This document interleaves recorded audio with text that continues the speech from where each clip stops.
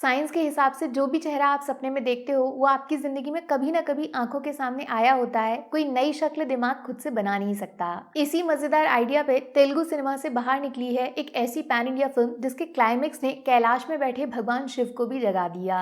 जटाधरा की बात कर रही हूँ मैं। 2 घंटे से 15-20 मिनट ज्यादा लंबी फिल्म है ये, जिसको हिंदी डबिंग में इजीली देख सकते हो आप। वैसे तो ये एक हॉरर सस्पेंस थ्रिलर फिल्म है, लेकिन सेकेंड हाफ के बाद ये सुपर नेचुरल हो जाती है और एंडिंग आते आते स्पिरिचुअल रास्ते पे निकल जाती है। और इसको वहां तक ले जाने के लिए फिल्म की कास्ट में सोनाक्षी सिन्हा को भी शामिल किया गया है, जो अपने करियर के सबसे अजीबोगरीब रोल में दिखाई देंगी। तो ये कहानी है एक घोस्ट हंटर के बारे में, एक ऐसा इंसान जिसको आत्मा, भूत, प्रेत, शैतान इन सब पे बिल्कुल भरोसा नहीं है। इसीलिए इसकी जिंदगी का मकसद है इन सब का डर खत्म करना। लेकिन फिर इसको पता चलता है गाँव के अजीब से घर के बारे में, जहाँ गाँव वालों को चुन चुन के कोई मार रहा है। कौन है वो पिशाचिनी, जो एक ऐसे घर की रक्षा करती है जो गांव वालों के हिसाब से किसी पुराने खजाने के ऊपर बैठा है, माला माल हो जाओगे। लेकिन श्राप है इस घर पे पिशाचिनी का, जिसको जगाया इंसान के लालच ने था, लेकिन वापस वो सिर्फ अपनी मर्जी से जा सकती है और चाहे तो पूरे गांव को शमशान बना सकती है। तो पिशाचिनी की इच्छा क्या है, बस ये जानने के लिए अपना घोस्ट हंटर जैसे ही उस गाँव में जाता है उसको क्लियर समझ आ जाता है इस दुनिया में बहुत सी ऐसी चीजें हैं जिसका जवाब साइंस भी नहीं दे सकती है। वरना बताओ ना, एक खाली घर में जाके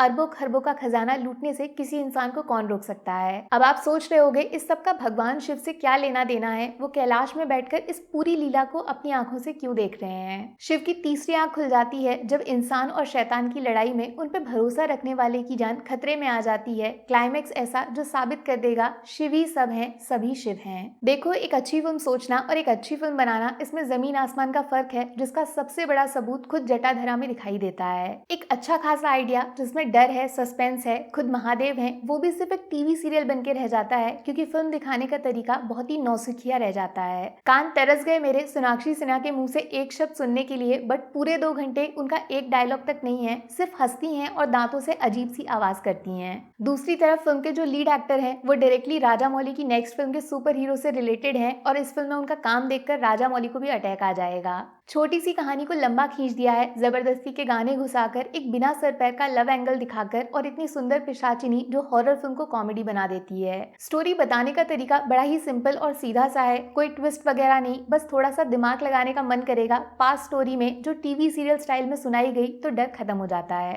अगर सच्ची का असली वाला हॉरर देखना है ना, तो तेलुगु इंडस्ट्री से ही एक दूसरी फिल्म कुछ दिन पहले आई थी जिसका नाम है किष्किंधापुरी। कमाल का ट्विस्ट और 2-3 सीन्स तो चीख निकाल देंगे। बस जटाधरा नाम सुन के जो भगवान शिव आपके दिमाग में आए हैं, वो जब क्लाइमेक्स में आएंगे तो आपको मजा आएगा, उसके अलावा बाकी 2 घंटे बर्बाद हो जाएगा। 5 में से 1 स्टार मिलेगा, आधा स्टोरी का आइडिया और आधा क्लाइमेक्स में शिव के दर्शन। नेगेटिव्स बहुत सारे हैं, फिलहाल स्लो स्पीड, सीरियल जैसी एडिटिंग, एक्टिंग तो क्या ही कहने, और हॉरर जो फील ही नहीं हुआ। कभी कभी लगता है राजा मौली ने बाहुबली बना के गलती तो नहीं कर दी, वरना पैन इंडिया में कम से कम ये सब तो नहीं देखना पड़ता। मैं फंस गई, आप बच सकते हो।